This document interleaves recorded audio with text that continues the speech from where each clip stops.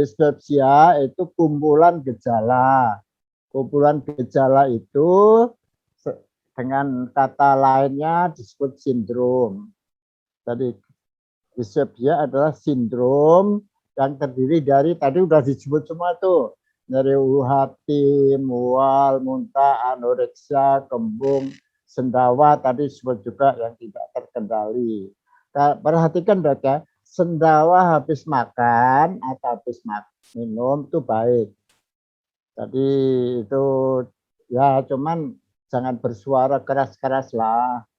Nanti kalau di negeri Belanda paling tidak disukai itu orang sendawa. Nah sekarang saya mau ngajukan yang disebut sistematika dari sendawa. Dari dispepsia. Kalau dokter-dokter semua bisa menguasai dispepsia dengan segala liku-likunya, dengan segala seluk-beluknya, Anda sudah bisa mengcover 30% daripada kasus. Anda perhatikan ya, kalau Anda lihat di IMMS itu, 30% dari obat adalah yang berkenaan dengan dispepsia. Jadi kalau Anda menguasai dispepsia dengan seksama, maka Anda sudah bisa menguasai 30% daripada kasus. Yang lain tambah-tambah hipertensi, diabetes, encok, dan sebagainya. Encok pun akhirnya juga ke dispepsia. Nah lalu ini yang penting untuk dipahami adalah bahwa ada dispepsia primer, ada yang sekunder. Ini barangkali belum pernah disebut ya, atau barangkali sudah juga. Nah saya sebutkan yang sekunder dulu ya dok ya. Appendicitis. Perhatikan dong, appendicitis itu gejala awalnya nyeri epigastrium. Nah, di sini yang penting adalah pemeriksaan fisik. Kalau ada nyeri epigastrium, lalu nyeri tekan, nyeri ketok, defans pada perut kanan atas, jangan lupa lebih baik kita safe to safe atau untuk amannya kita konsultasi ke ahli bedah. Jadi perhatikan bahwa appendicitis gejala awalnya juga dispepsia.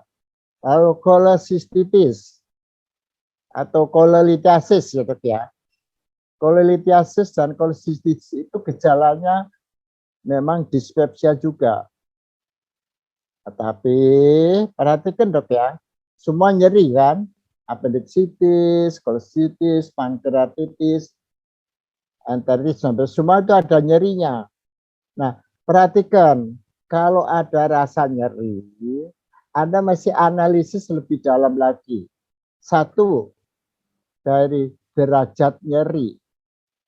Tolong dok ya, dikuasai derajat nyeri ya dok ya.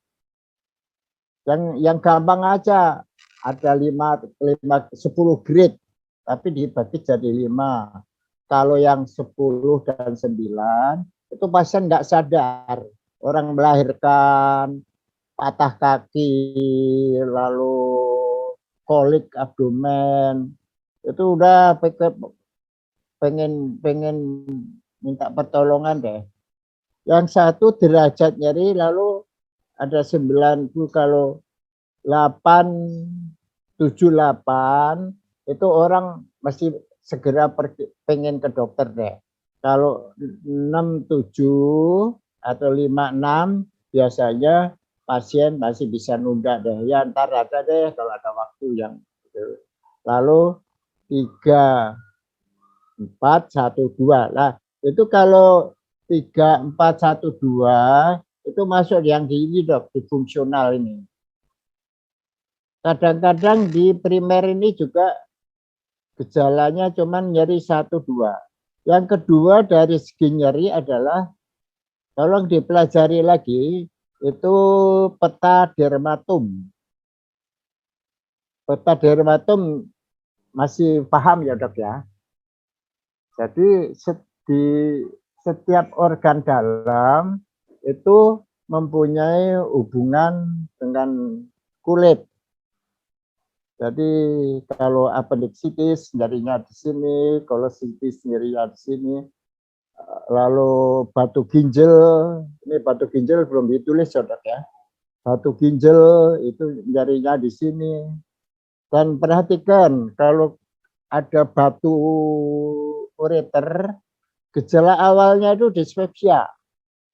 Perutnya kembung, nggak enak, di kanan atas atau kiri atas.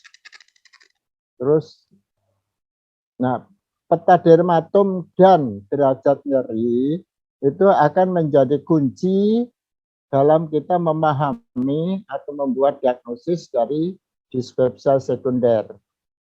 Pankreatitis itu perhatikan kolesistitis dan kolelitiasis itu perutnya nggak enak terus-terusan.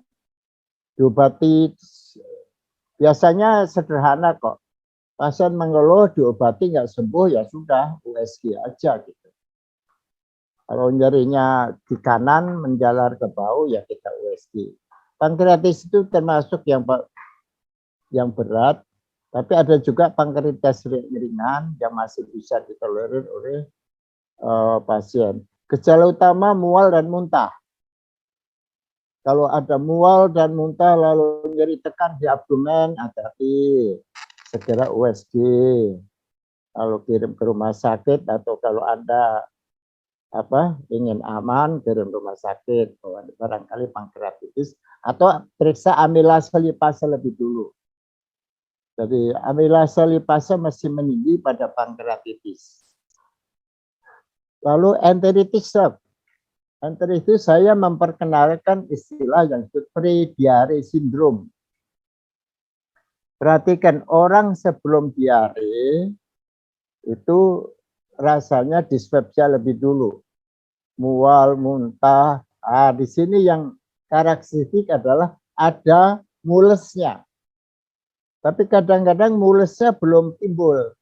Baru sakit perut atas saja.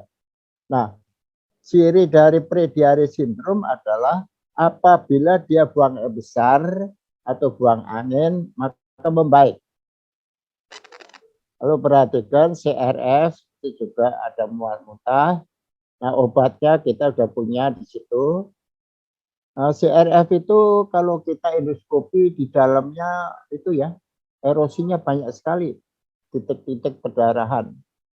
Sehingga di situ perlu juga itu gastrofer, perlu juga diberikan obat-obat mual. Kita bisa punya Vomitrans. Perhatikan infark miokard. Saya sendiri pernah terkecoh atau apalah. Pasien mau saya endoskopi karena nyari epitasium. Ternyata pada saat waktunya ditentukan dapat berita kalau orang itu meninggal.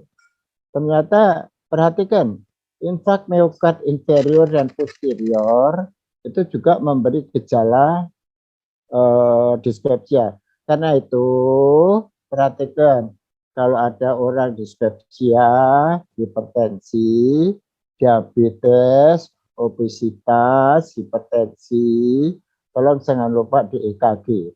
Umur berapapun juga, terutama di atas 45.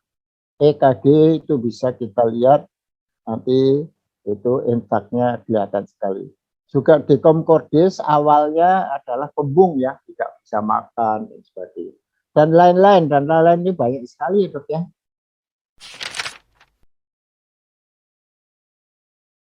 Oke.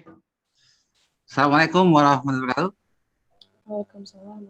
Selamat siang Prof dan tim dari Diksa. Jadi pertanyaan saya ke Prof Daldiono. Yes, good. Nuwun sewu Prof, kalau kita ketemu pasien dengan gejala-gejala dispepsia, ya. Kan kalau mungkin di kontak pertama kita belum bisa melakukan banyak pemeriksaan, Prof. Jadi kita belum tahu ini sekunder apa primer apa fungsional atau organik, Prof ya. Nah, kira-kira saya nyuwun petuahnya, obat apa yang pertama harus kita berikan, Prof? Terima kasih. Oke. Nah, ini pengertiannya dok ya, Dr. Sugeng ya. yang disebut terapi empirik. Jadi kita konsepnya terapi empirik.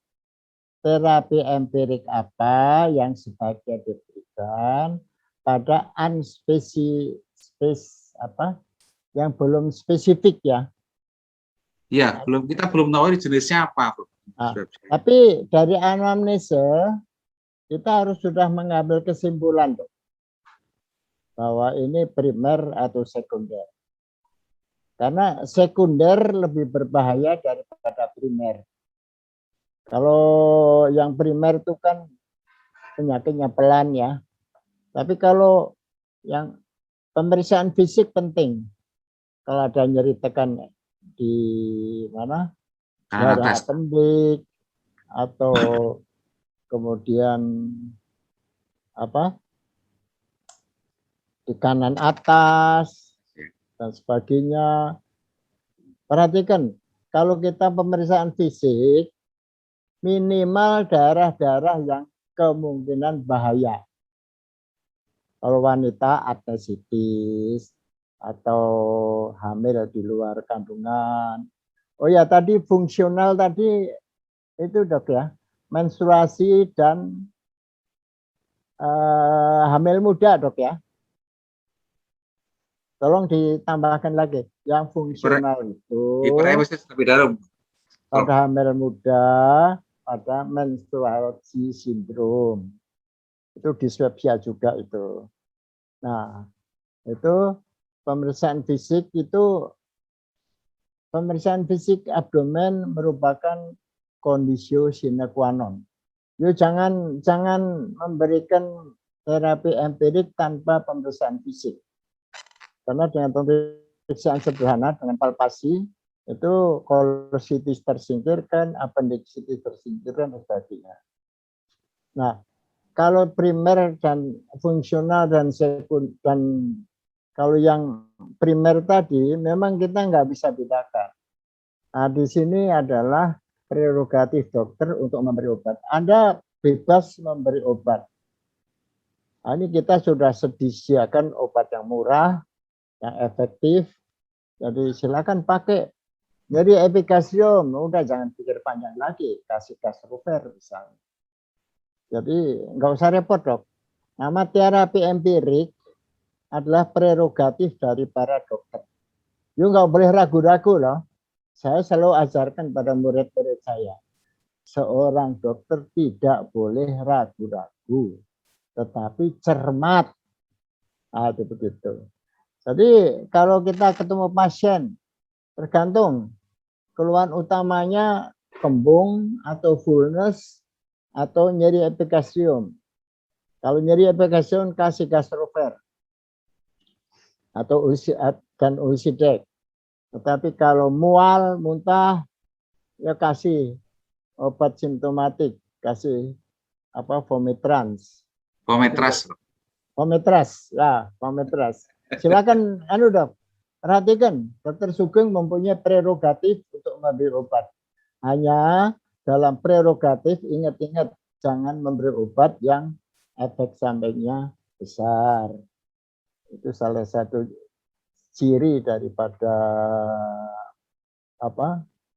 terapi empirik. Saya kasih contoh ya, ada kolega-kolega yang memberikan obat enteritis itu dengan kombinasi metodinasol dan kloramfenikol. Waduh, minta ampun tuh. Terapi empirik janganlah yang efek sampingnya besar. Mudah-mudahan Dokter Sugeng bisa ini. You can give what you are like sebagai prerogatif seorang dokter. Hanya yang disebut terapi empirik ada follow up-nya. Jangan lupa, kalau Anda memberi empirik, apa sih memberikan yang disebut terapi empirik? Terapi empirik adalah suatu terapi berdasarkan hipotesis.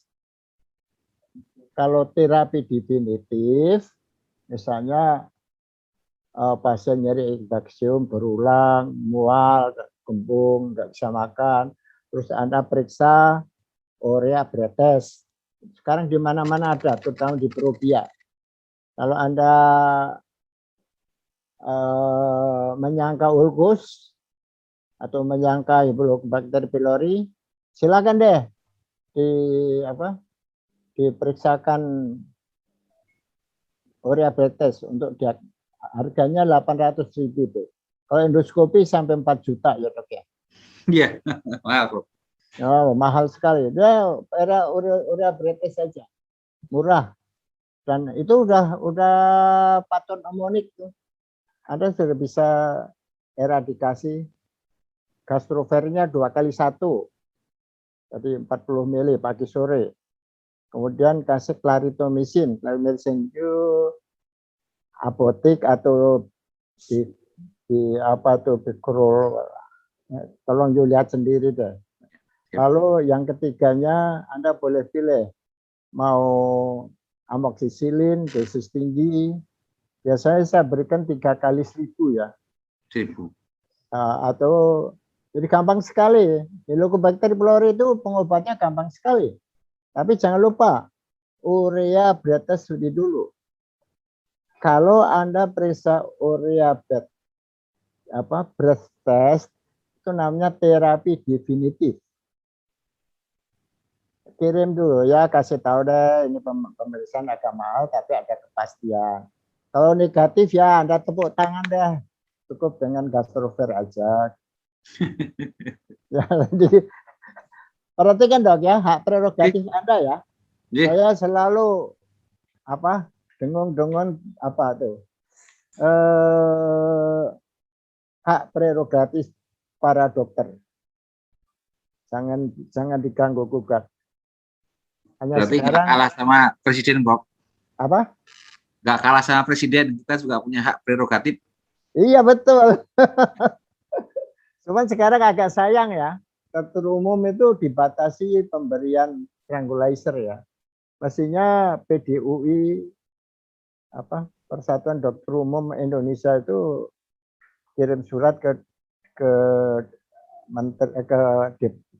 menteri, janganlah masuk dokter umum nggak boleh membuat resep alprazolam ya, kebangetan lah. Kan dokter kok sekolah 6 tahun loh.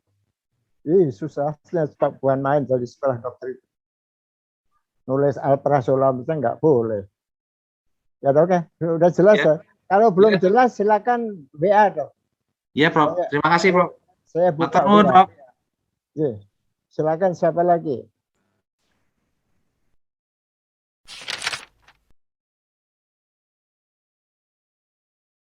Ini dari Dokter Chua menanyakan yang pertama, selamat siang Prof, saya Dokter Chua mau menanyakan berapa lama pengobatan pada dispepsia fungsional dan organik.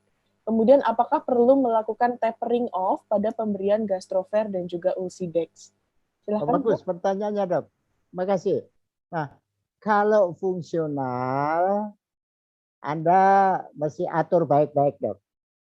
Obat diberikan kalau perlu saja. Ini dalilnya kan sederhana dok ya. Karena fungsional itu prinsipnya hanya hipersekresi, tapi nggak ada kelainan organiknya. Jadi dalilnya adalah obat diberikan selama diperlukan. Nah, di sini kita boleh mengambil dari konsensus. Tadi udah disebut, kalau kita ngobati yang disebut enesit gastropati, minimal 2 minggu dok. Kita boleh memberikan dosis awal, dosis tinggi.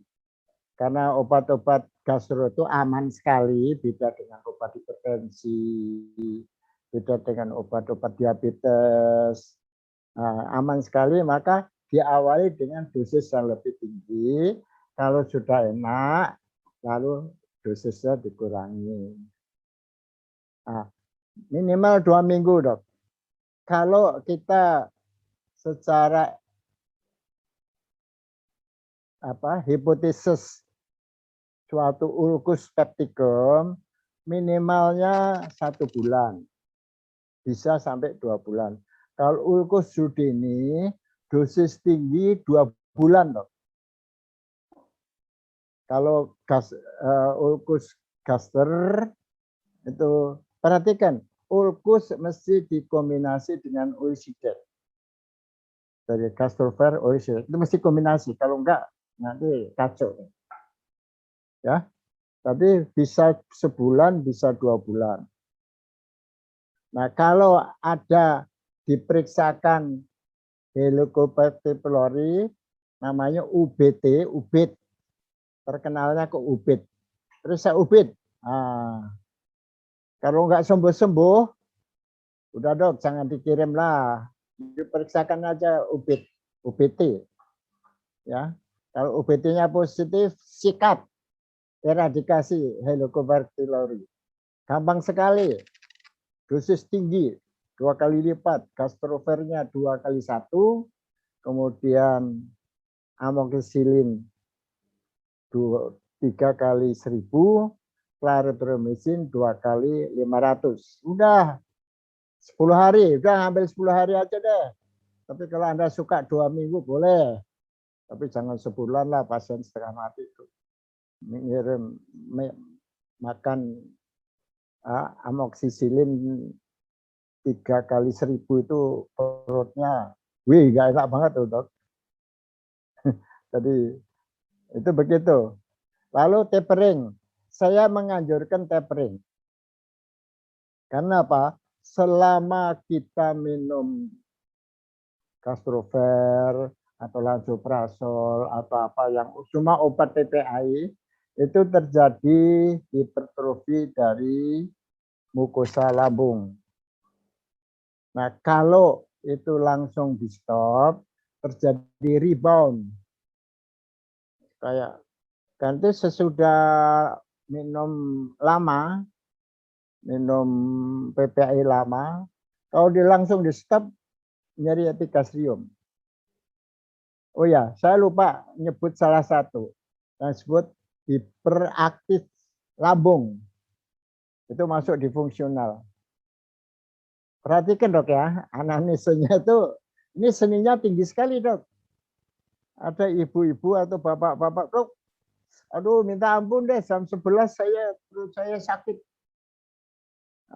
Dia biasa minum antacid atau apa. Aduh. Tapi sebenarnya itu bukan apa, preobesitas menimbulkan hiperaktif lambung. Nah, itu Anda mesti hati-hati, mau kasih obat boleh, enggak apa-apa. Tapi jangan lupa orang menderita ya, kalau enggak dikasih obat kasihan juga. Bisa juga karena hiperaktifnya, karena hiperacidity juga. Jadi safe to safe ya kasih aja gastrofer. Terus tapering penting. Jadi saya kalau habis memberikan jangka lama, maka yang mulanya 2 kali 1, saya 1 kali 1. Sesudah 1 kali 1, lalu selang sehari 1 selama 2 minggu. Lalu seminggu 2, karena apa? Terjadi hipertrofi dari mukosa lambung. Ini salah satu kelemahan daripada PPI adalah jangka waktu lama, lambungnya jadi tebel banget. Itu karena itu sering dikatakan bahwa itu karsinogenik, tapi enggak terbukti bahwa dia karsinogenik. Ada yang mengusulkan itu tapi tidak terbukti. Hanya hipertrofi betul. Kenapa? Gastrinnya tinggi sekali. Kalau orang minum PPI, kadar gastrinnya naik, karena asam lambungnya rendah. Asam lambung rendah, maka kompensasinya gastrinnya tinggi. Nah, gastrin ini yang menimbulkan hipertrofi pada mukosa lambung. Selanjutnya, inilah sebenarnya dengan satu gambar ini kita sudah bisa menerangkan bagaimana GERD itu bisa timbul. Yang disebut GERD itu adalah adanya kelainan usofagus akibat refleks asam lambung. Itu dari segi makna kata, jadi refleks hulu ke usofagus, lalu esofagusnya meradang menjadi esophagitis reflux, lalu disebut gastroesophageal refluxitis. Kita tahu bahwa antara esofagus dan lambung itu ada sphincter. Nah, sphincter ini memegang peranan penting dalam patofisiologi timbulnya GERD. Lalu sphincter ini kalau terbuka terus maka asam lambung akan naik. Seperti kita tahu, peristatik lambung itu kan mengaduk dan memutar-mutar isi. Lalu nanti juga makanan atau bolus makanan yang di dalam lambung atau cairan itu naik turun. Nah, pada waktu naik itu kadang-kadang masuk ke esofagus. Karena itu kita sering sendawa atau kita sering jadi sendawa sesudah makan itu karena memang ada proses dari lambung yang mengaduk makanan tadi sehingga menjadi lembut. Nah, perlu diketahui bahwa mukosa lambung itu squamosa ya, jadi sel lapis gepeng itu sensitif terhadap asam lambung. Jadi kalau kita masukkan asam lambungnya naik, maka akan timbul suatu proses lama-lama mukosa kemudian lama-lama menjadi peradangan esofagus. Nah, peradangan itu nanti bisa diukur, itu ada ukurannya, itu yang disebut kriteria Los Angeles ABCD, tergantung dari berat ringannya. Kemudian di samping itu ada sphincter dari pylori. Kadang-kadang sphincter pylori itu menyempit karena ulkus atau karena radang, karena kita makan NSAID. Nanti akan saya terangkan bahwa kalau kita makan NSAID, maka terjadi suatu proses hipertrofi daripada sphincter, sehingga sphincternya sempit, sehingga asam lambungnya bisa naik. Kadang-kadang ada tumor di daerah sphincter di antrum, sehingga asam lambungnya kurang lancar turun, sehingga bisa naik ke atas. Nah, seperti kita ketahui bahwa asam lambung dibuat oleh sel parietal, dan dulu pernah juga barangkali saya jelaskan bahwa di sel parietal itu ada beberapa reseptor ya, reseptor gastrin, reseptor asetilkolin, lalu reseptor muskarinik yang kemudian kalau reseptor rangsang maka sel parietal membuat asam lambung.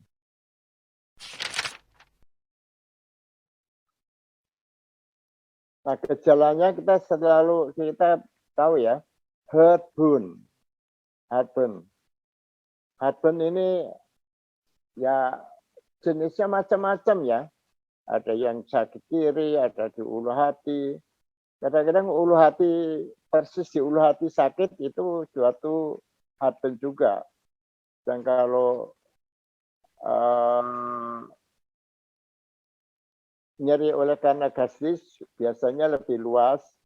Lalu tapi samping heartburn bisa juga nyeri ulu hati, lalu mulut asam, tenggorok tidak enak, bisa juga batuk kronis dan asmatis. Sekarang itu sudah terkenal sekali bahwa pada pasien-pasien yang batuk kronis, yang asmatis ternyata sembuh dengan PPI. Jadi nanti Anda bisa bertanya atau diskusi dengan dokter THT, dan itu sudah diselidiki oleh seorang profesor di Departemen THT bahwa batuk kronis dan radang bahkan sinusitis, bahkan rinitis kronik itu berasal dari asam lambung. Nah, nanti akan saya jelaskan sedikit mengenai sendawa. Sendawa barangkali semua sudah tahu ya, gitu. Nanti akan saya jelaskan saya sendiri belajar lama sekali tentang sendawa ini karena banyak sekali pasien-pasien mengeluh sendawa, di mana diobati macam-macam nggak sembuh. Ya saya sebagai dosen atau sebagai yang pegang ilmu tentang GI tract, maka saya melakukan suatu, boleh dikatakan penelitian, boleh juga dikatakan pengamatan tentang sendawa ini. Nanti saya jelaskan lebih lanjut. Juga jangan lupa bahwa heartburn-nya atau nyeri dadanya itu bisa menjalar ke punggung ya. Punggung di tengah, punggung di kiri, punggung kanan. Bisa juga menjalar ke pundak kiri. Sehingga nanti jangan lupa kalau pasien-pasien dengan nyeri dada di umurnya 45 tahun, wajib kita mengirim pasien untuk EKG. Syukur-syukur sejawat mempunyai alat EKG sendiri, sehingga hati-hati karena gejala inferior itu juga gejalanya hampir sama dengan dispepsia atau heartburn. Juga nyeri infak kadang-kadang tidak bisa dibedakan dengan heartburn daripada GERD. Slide selanjutnya.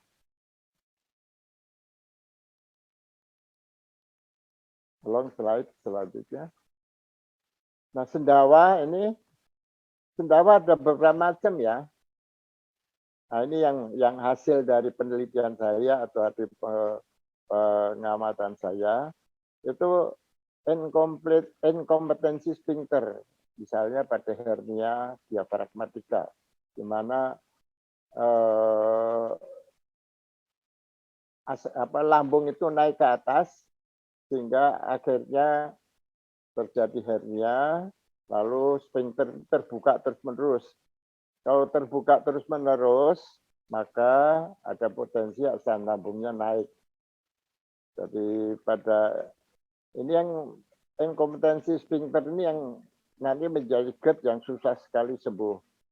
Tapi mayoritas dari GERD nanti gampang diobati. Kemudian saya terangkan yang sendawa disebabkan oleh neurotisme. Barangkali ini belum pernah diajarkan atau belum pernah Anda ketahui bahwa barangkali tolong sedikit mengenai neurotisme ya. Neurotisme itu suatu kecenderungan di mana suatu gerakan tertentu itu memberi rasa yang lebih nyaman. Anda sering melihat pasien orang-orang yang berkedip-kedip terus karena mulanya tidak begitu enak, kalau dikedipkan enak, atau orang yang sering gerak-gerakkan lehernya karena katanya pegel, kalau digerakkan lebih enak. Lalu, itu salah satu gejala neurotisme. Nah, neurotisme yang paling itu adalah autisme ya, yang paling ekstrim. Nah, sering kali gejala neurotisme itu orang sendawa terus-terusan. Karena kalau sendawa enak. Nah, karena sendawa terus-terusan itu asam lambungnya naik. Nah, terjadi perdebatan juga tentang carbonated drink ya. Carbonated drink itu juga sering menimbulkan sendawa. Malah ada iklan dari Pepsi dulu bahwa kalau minum Pepsi lalu sendawa gitu. Nah, sendawa ini yang sering menimbulkan asam lambungnya naik, seperti memang seperti kalau kita di pantai ya, di pantai, kalau orang punya rumah di pantai, dekat pantai, maka besi-besinya itu mudah sekali keropos ya, atau mobilnya. Karena apa? Karena uap dari air laut itu yang kemudian mengandung juga yang bisa merusakkan, menimbulkan karat. Atau juga udara yang keluar dari lambung, yang naik itu, udara itu mengandung juga uap asam lambung, uap HCl. Jadi itu yang juga bisa menimbulkan GERD. Nah, caranya bagaimana kita mengatasi ini? Memang pada orang yang suka sendawa, boleh dikatakan sudah terjadi useobatitis ya.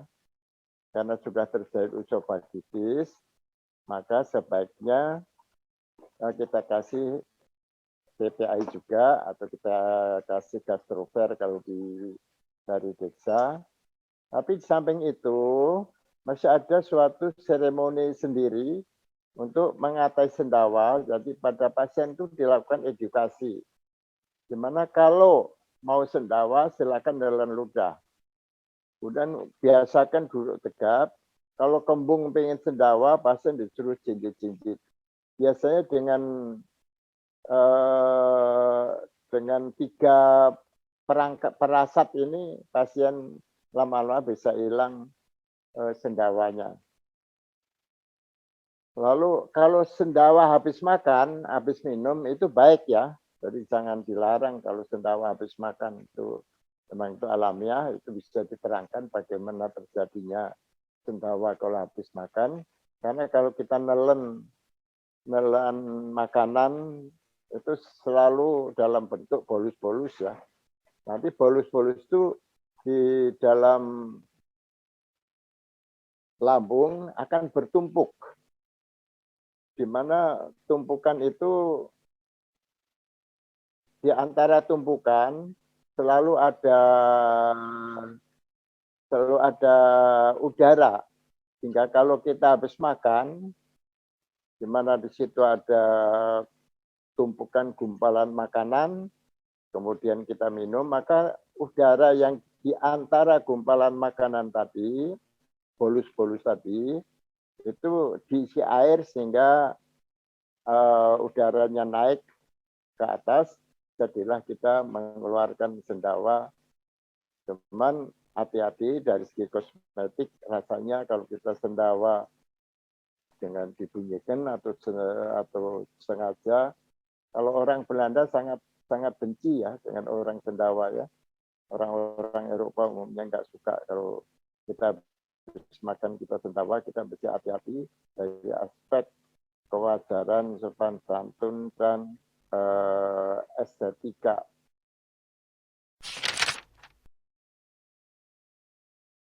Kalau ada GERD view, sudah saya postingkan suatu instrumen diagnostik empirik.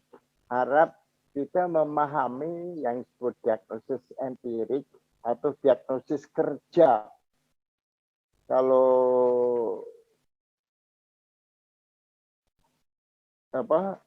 kita membuat diagnosis, maka pertama dari anamnesa dan pemeriksaan fisik dan laboratorium sederhana, maka kita membuat diagnosis kerja. Nah, terapi yang kita berikan berdasarkan diagnosis kerja itu disebut terapi empirik. Lalu nanti kalau sudah dilakukan pemeriksaan dan sebagainya, lalu kita dapat diagnosis pasti, maka disebut diagnosis definitif.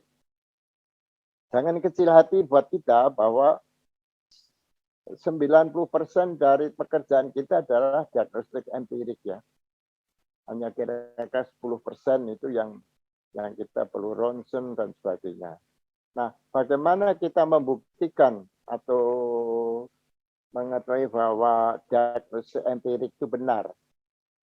Jadi kalau kita ingin membuktikan diagnosis empirik itu benar atau tidak, pertama dengan pemeriksaan lanjutan, kedua dengan terapi. Dengan terapi, kalau terapi benar ya berarti kita benar. Meskipun itu hipotesis ya. Perhatikan diagnosis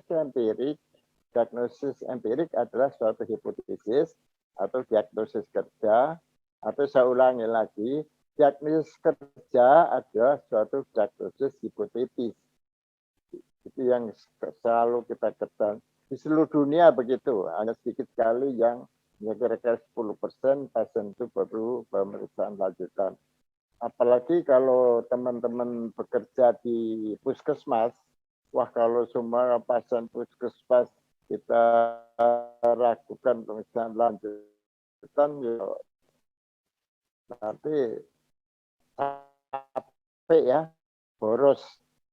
Jadi kita mesti banyak diagnostik empirik dengan terapi yang empirik pula.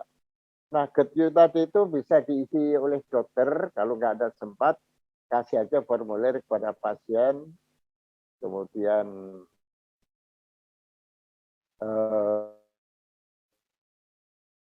sebentar, tapi ingat bahwa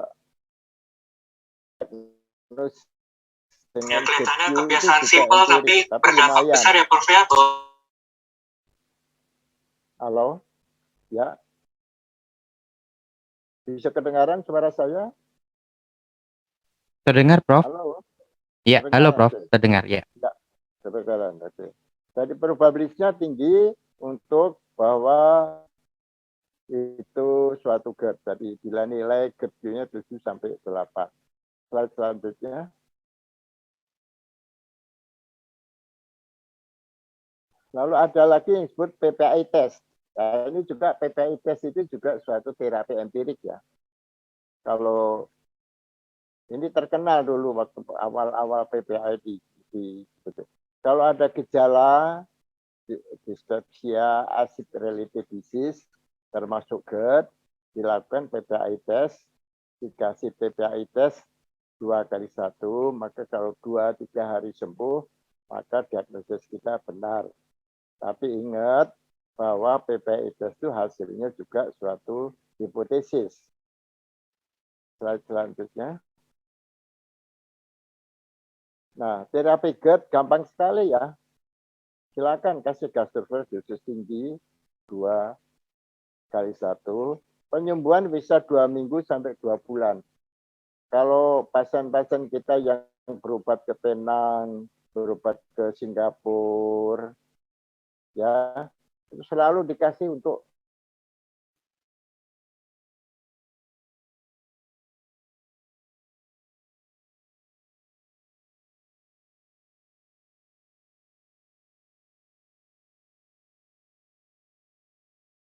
biasanya persentase sembuh dari dengan dosis 2 minggu ini kira-kira 75% deh. Nah, kalau pasien kita itu masuk yang 75%, ya sudah. Lalu nanti ada lagi yang belum sembuh. Nah, maka kira-kira penyembuhannya itu sampai 90% dari pasien. Nah, kalau belum sembuh, kita lanjutkan 2 bulan. Biasanya itu sembuh. Perhatikan, kalau dalam 2 minggu belum sembuh, ada baiknya juga Anda kirim untuk endoskopi. Karena barangkali lukanya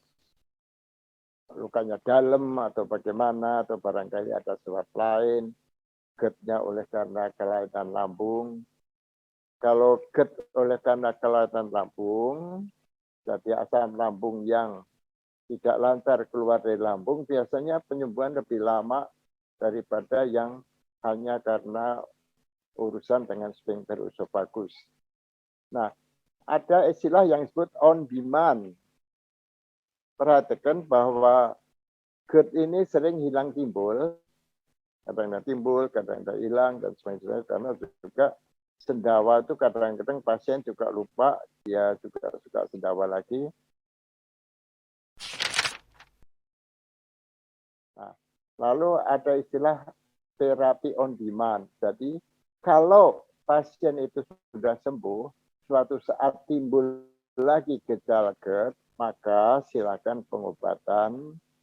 Kira-kira boleh 5 hari, boleh sampai 2 minggu, silakan deh. Anda mempunyai prerogatif untuk menentukan apakah Anda kasih 2 minggu, apakah kasih 5 hari, atau kasih 3 hari. Tapi karena sekarang Gastrofil itu murah, Anda boleh kasih 2 minggu. Kemarin sudah saya jelaskan ya bahwa PPA itu obat yang sangat aman, tapi kalau diminum terus-menerus terjadi hipertrofi dari mukosa lambung. Mukosanya jadi tebel banget gitu.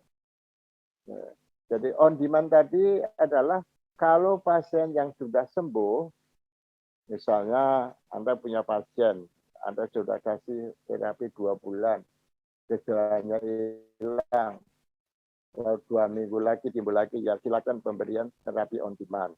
Kalau sudah baik, hentikan lagi.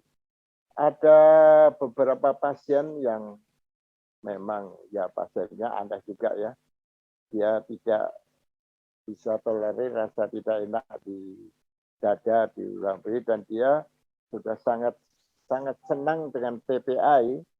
Kalau nggak minum PPI rasanya sakit. Tapi demikian. Ya udahlah, kita sebagai dokternya kita mengalah aja.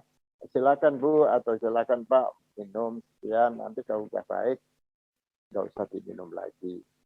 Tiap hari juga saya jelaskan ya, secara teoritis, tapi belum pernah ada data yang membuat penelitian. Barangkali ada sejawat yang mau pasien dikasih 2 bulan PPI, lalu di random, yang satu langsung di stop, yang satu langsung dengan tapering off, nanti bagaimana hasilnya, barangkali bagus juga. Silakan kalau teman sejawat ada yang suka pada pengamatan atau penelitian, pasien-pasien pribadi yang sudah 2 bulan dikasih PPI, lalu kemudian dilakukan randomisasi. Nanti randomisasi itu gampang, pakai ganjil genap udah cukup itu. Nah, nanti lalu silakan dimuat di majalah.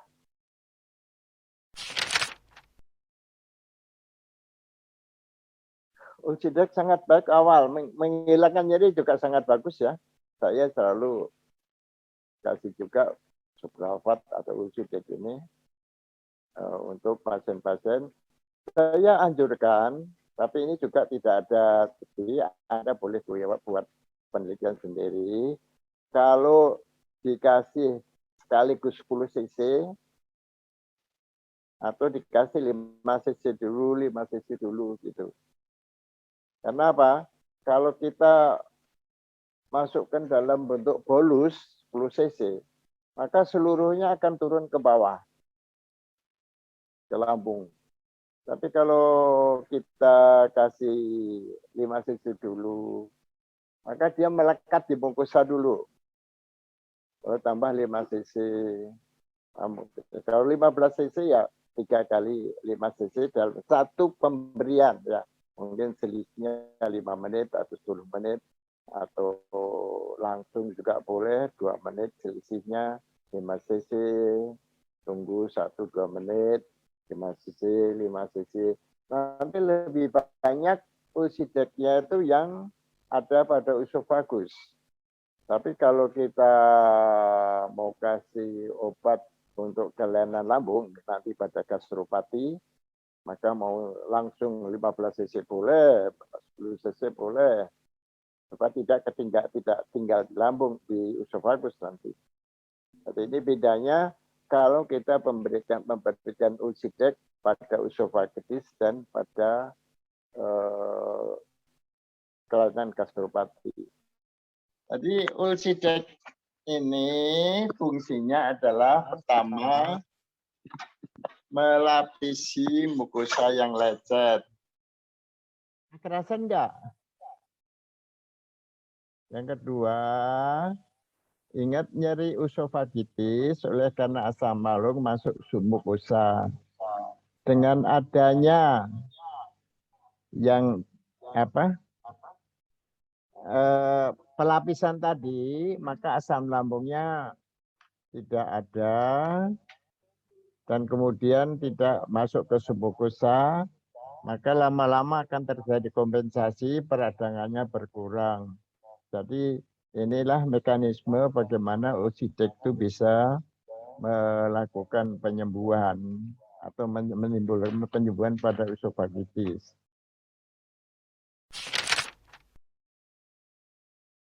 Gastropatia itu penyakit. Perhatikan. Gastropatia, penyakit pada lambung. Sedangkan dispepsia adalah sindrom. Jangan lupa bahwa kolelithiasis juga bisa menimbulkan dispepsi. Tumor otak bisa menimbulkan dispepsi. Nah, kalau tumor otak menimbulkan gastropatia, itu bisa tumor otak karena suatu yang disebut Cushing ulcer. Itu tumor otak menimbulkan gastropatia. Jadi itu disebut Cushing ulcer. Jadi tolong Anda berpikirnya lebih luas ya. Kalau dispepsia itu sindrom, di mana tiap hari sudah kita jelaskan, nyeri ulu hati, mual, kembung, muntah, sendawa juga, dan sebagainya. Sedangkan kalau gastropatia, kelainan penyakit pada lambung oleh berbagai sebab. Nah, perhatikan bedanya gastropatia dengan ulkus gaster. Nah, kalau ulkus gaster itu sudah spesifik ya. Kalau Anda belajar logika, maka kalau gastropatia itu umum, general, tapi kalau ulkus pecticum itu partikular. Jadi partikular itu sudah tertentu khusus. Sehingga gastropatia itu banyak sekali ya. Karena itu saya berikan aja definisi yang disebut gastropatia keadaan kelainan lambung oleh berbagai sebab. Nah, sebabnya kita mau lihat yang umum atau seluruhnya. Tadi sudah saya singgung bahwa tumor otak pun menyebabkan kelainan lambung. Kebetulan studi S3 saya adalah kelainan lambung pada stroke. Di mana kalau pada stroke yang hemoragik, kelainan lambungnya hebat, sehingga timbul hematemesis, timbul melena, dan sebagainya. Itu saya dulu sudah lama sekali ya, 40 tahun lalu saya bikin penelitian untuk S3 saya, itu gastropatia pada stroke. Nah, stroke hemoragik dan stroke non-hemoragik ada perbedaan. Di mana kalau yang hemoragik modelnya seperti Cushing ulcer, sedangkan kalau yang hemoragik modelnya seperti Kerling ulcer.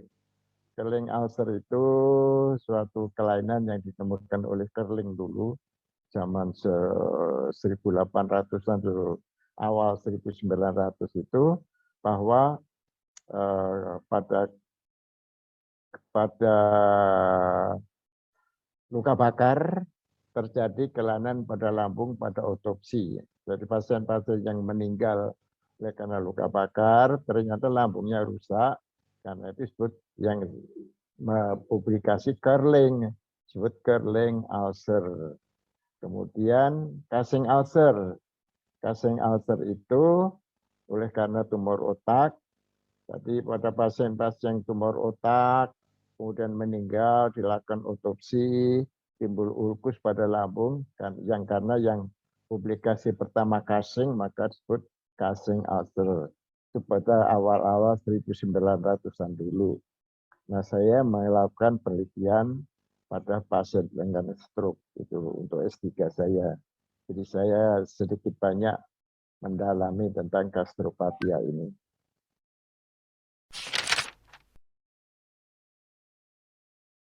Kalau menilik DB tersebut, maka kelainan lambungnya bisa pada mukosa, bisa pada otot, bisa pada apa. Barangkali ini yang penting buat Anda sekalian ya, bahwa ada disebut hypotonic gaster. Nah, hypotonic gaster itu pasien kembung, pegah, makan sedikit sudah kenyang. Nah, yang terkenal adalah hypotonic gaster oleh karena gastroparesis. Nanti saya singgung sedikit pada akhir-akhir dari ceramah ini, saya sebut hypotonic gaster ini. Kemudian hypertonic gaster, barangkali ini belum pernah Anda dengar ya, hypertonic gaster. Hypertonic gaster itu kalau pasien dengan epilepsi, yang disebut apa, intestinal epilepsi, wah luar biasa sakitnya loh, hipertoni gaster, atau pasien-pasien yang ketakutan, misalnya mau ujian, mau apa dan sebagainya, sering terjadi spasm daripada lambung, sakit sekali juga.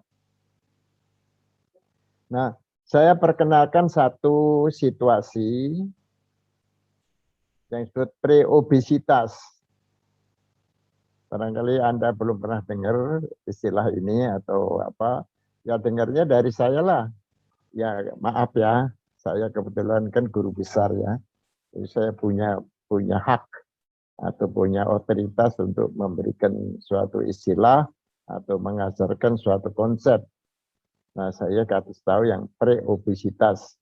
Pada pasien-pasien preobesitas itu kecenderungan nyeri epigastrium, di mana baru makan, aduh nggak enak perutnya, perih. Nah, kalau makan enak.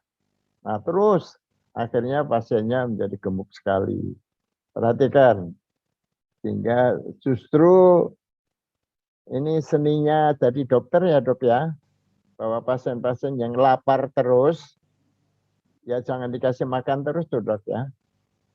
Nanti jadi obesitas, diabetes, dan sebagainya. You mesti latih dia dengan sedikit psikoterapi. Coba deh belajar puasa lah. Kan orang-orang puasa 12 jam, nggak apa-apa. Cobalah Anda belajar puasa. Itu baru yang hipertonik gaster preobes. Jadi hipertonik gaster preobesitas. Mungkin Anda belum pernah kenal itu istilah ini. Ya itu dari saya ajarkan bahwa banyak sekali pasien-pasien preobes ya mulanya nyari epigastrium, bolak-balik datang, loh kalau malam berat badannya naik 5 kilo sampai naik 10 kilo, saya bilang waduh, wah repot nih Bu, jangan deh, jangan terus-terus naik. Ya belajar nahan sedikit lah. Nah kadang-kadang kita ada seremoni juga tuh mengajarkan pasien mengurangi makan tuh. Misalnya disuruh itu loh, orang Betawi kan ada nyanyi jali-jali itu. Sakit sedikit tidak peduli, sayang misalnya begitu. Jadi kadang-kadang kita ada suatu permainan emosional ya. Kalau kita mengobati hipertonik gaster itu. Nah, perhatikan jangan sampai pasien apalagi wanita menjadi obesitas gara-gara hipertonik gaster. Ini pesan saya. Kemudian kram lambung, sering terjadi ya kram lambung ya. Pasien Anda boleh melakukan penelitian dan pasien-pasien dengan panik apakah bisa terjadi kram lambung atau tidak gitu. Tapi pengalaman saya pada waktu musim ujian banyak sekali anak-anak remaja yang kram lambung. Yang ekstrem tadi kalau pasien dengan itu ya epilepsi gastrointestinal ya. Barangkali Anda belum pernah dengar ya barangkali. Nah obatnya gampang, kasih diazepam sudah cukup. Kalau epilepsi yang menimbulkan kram lambung itu.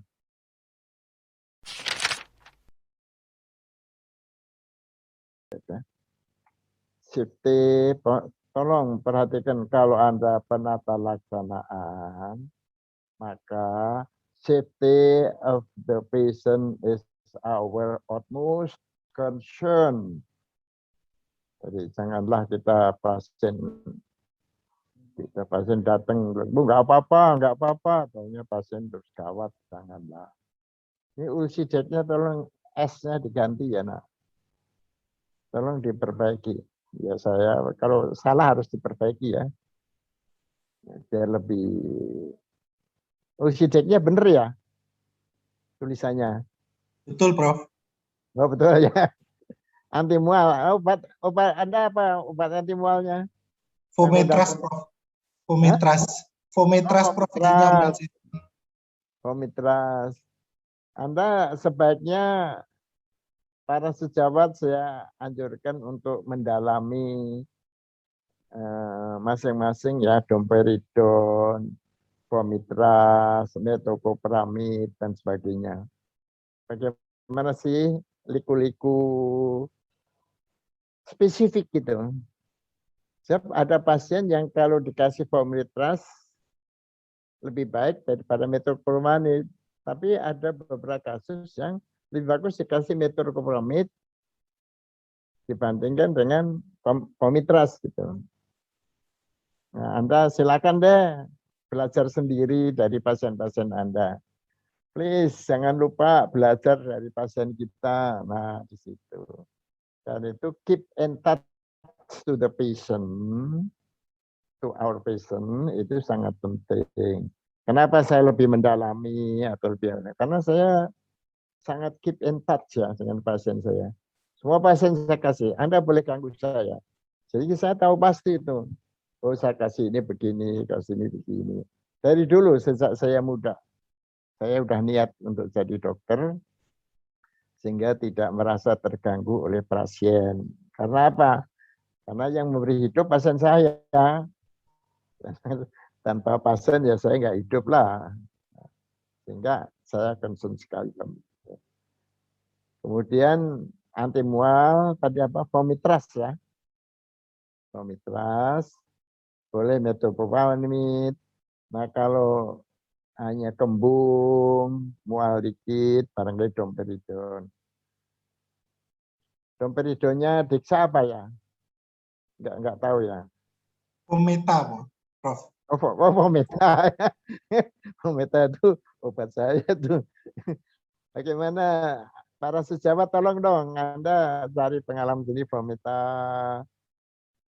Bagaimana persis yang benar pakai Fometa, mana yang pakai apa? Ada lagi itu akpulsid ya. Nah, nanti akpulsid saya terangkan sedikit. Nah, bisa rebamipid.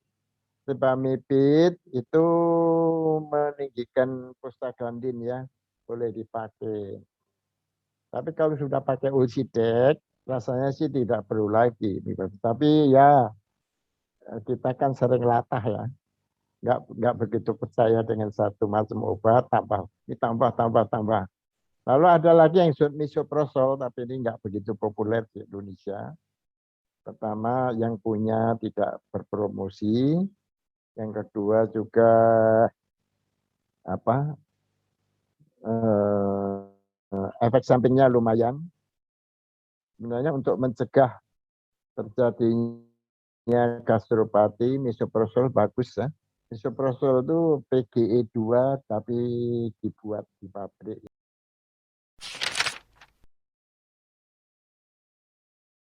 Ya, saya mau bertanya, Prof. Ya. Begini, mengenai Ulsidek sirup Ya. atau tablet, Ya. menurut dokter, pengalaman dokter ya, Prof ya, yang lebih bagus sirup atau tablet, Prof? Makasih. Nah, kita lihat untung ruginya, Dok. Kalau sebenarnya begini, mungkin promosinya bisa diperbaiki ya. Kalau tablet itu dikunyah lembut, jadilah dia Ulsidek cair. Jadi sebenarnya begitu. Jadi kalau satu tablet 500 ml dikunyah sedikit, campur dengan air ludah kita, maka dia menjadi 5 cc Ulsidek cair.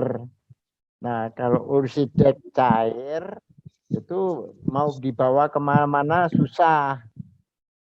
Tetapi kalau Ulsidek tablet dibawa kemana-mana gampang. Cuman nggak enaknya proses ngunyah itu banyak yang pasien nggak sabar. Dia enak, Prof saya maunya langsung nelen aja, nggak usah ngunyah-ngunyah. Nah, begitu. Sebenarnya sama dok. Jadi kalau Ulsidek tablet itu dikunyah lembut dan lalu menjadi emulsi campur dengan air ludah, jadilah dia ulsidet cair. Nah, jadi identik ya dok ya. Kita kalau perlu 15 mili, ya sudah tiga tablet. Kalau cukup 2, ya sudah cukup 1 gram, cukup 2 tablet. Begitu ya dok ya. Oke, terima kasih Prof. Sama-sama dok.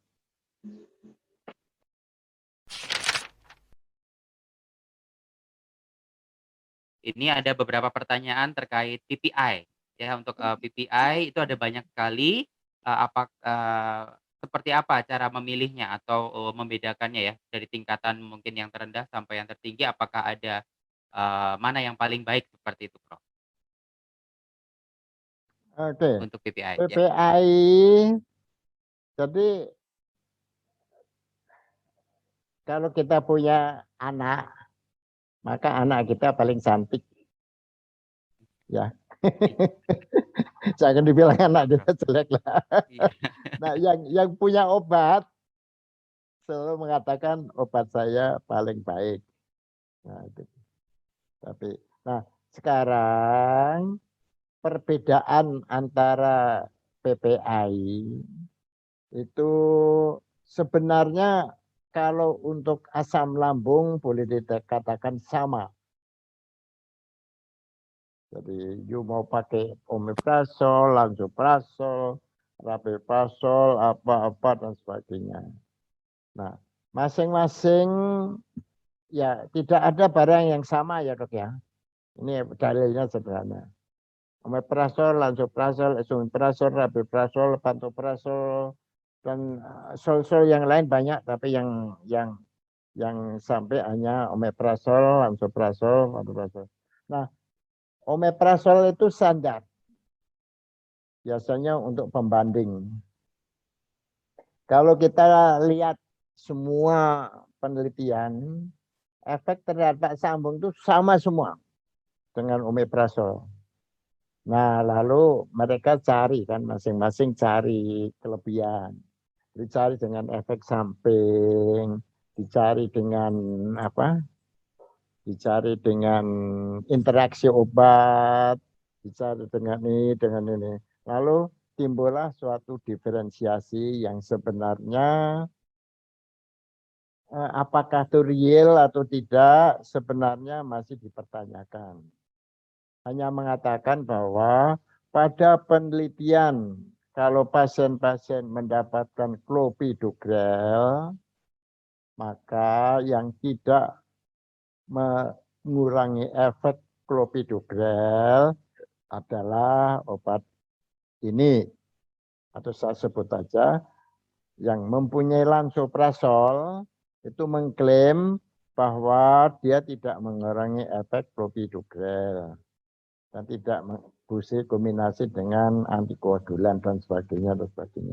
Terus kalau ada yang mengatakan interaksi obat yang paling aman yang tidak berinteraksi obat maka adalah obat C. Nah, itu begitu. Apa itu benar atau tidak? Tapi karena kalau lansoprazol karena sudah terlalu umum, maka tidak ada lagi yang mau melakukan penelitian lebih lanjut untuk interaksi, untuk apa dan sebagainya. Jadi tergantung dari masing-masing. Anda boleh memilih antara lansoprazol, omeprazol, lansoprazol, rabeprazol, esomeprazol. Esomeprazol sama omeprazol itu cuman itu ya. Rasemiknya ya, hanya itu molekilnya kiri atau kanan. Nah, molekilnya sama itu. Kalau pantoprazol itu mereka mengklaim bahwa dia tidak berinteraksi dengan banyak sekali obat misalnya. Begitu. Jadi tolong silakan. Tapi kalau untuk keperluan untuk asam lambung, silakan pakai omeprazol. Lalu ada yang tanya antara generik dan obat ini sama original bagaimana? Nah, ada pertanyaan. Kalau saya jelaskan gampang aja. Kalau Anda mau beli mobil, Anda boleh pilih berdasarkan kekuatan Anda. Mau obat, mau yang 5 miliar, ya, BMW dan sebagainya, atau Anda mau beli Sigra, sama mobilnya. Nah, kalau yang Sigra, yang sederhana, yang murah untuk rakyat, itu yang namanya generik. Nah, kalau Anda mau beli nasi goreng, silakan ke Hilton. Jangan lupa ya, 250.000 ya. Lalu kalau yang bikinan dalam negeri, nah itu Anda boleh beli di restoran. Tapi kalau Anda nasi goreng yang biasa, ya silakan beli, itu yang generik. Tapi anehnya yang gastrofer ini dibuat oleh Dexa, tapi harganya sama dengan generik. Malah lebih murah lagi dengan generik. Saya boleh bilang, maaf ya, saya harus disclaimer, harus klarifikasi. Grup ini adalah grupnya Dexa, bukan grup CME yang kemudian mendapat SKP. Kalau ini grup CME, saya bicaranya lain, dok. Maaf ya.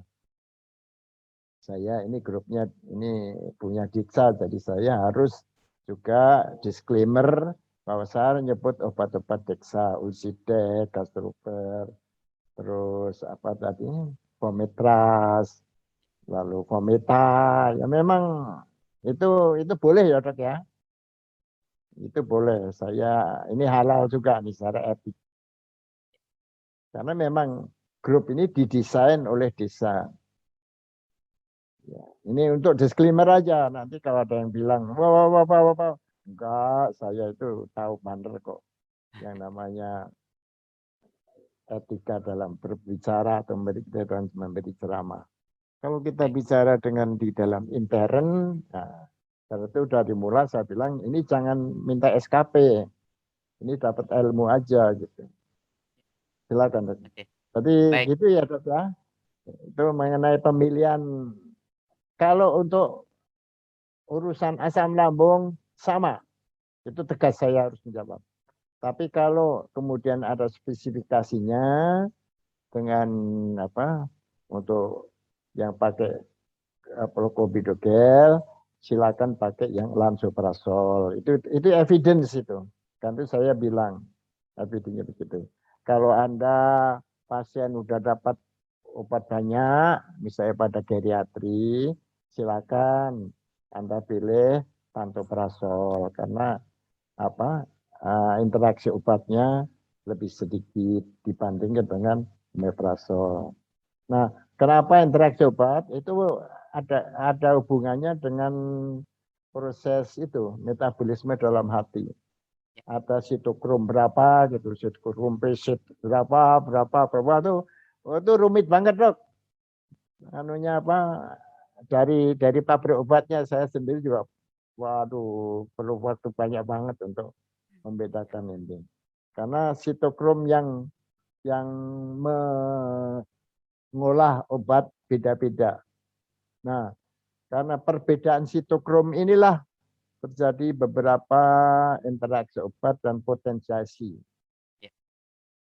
Hati-hati pada pasien-pasien geriatri yang mendapat diuretika, tolong hindari pemberian PPI. Lebih baik pakai apa yang H2 reseptor antagonis, misalnya ranitidin. Itu lebih baik daripada PPI. Karena apa? Karena H2 ATPase itu ada di ginjal juga. Ada di mana-mana loh dok ya. H2 ATPase yang diblok oleh PPI itu ada di paru, ada di ginjal, ada di mana-mana. Bukan hanya di lambung aja. Malah saya pernah diskusi, saya ramalkan suatu saat ada yang disebut dry lung karena ATPase yang ada di paru-paru itu diblok sehingga menjadi pertukaran H+-nya terganggu. Itu begitu. Itu PPI kan kerjanya di sel parietal untuk anti HPT pengeluaran hidrogen kan. Jadi ya Dok ya, hati-hati pada pasien-pasien yang mendapat diuretika kalau memberi PPI ya silakan Anda kontrol natriumnya lebih sering boleh karena bisa terjadi hiponatremi. Tapi Anda pilih H2 reseptor antagonis silakan. Itu begitu. Itu matter of decision daripada dokternya. Terima kasih pertanyaannya.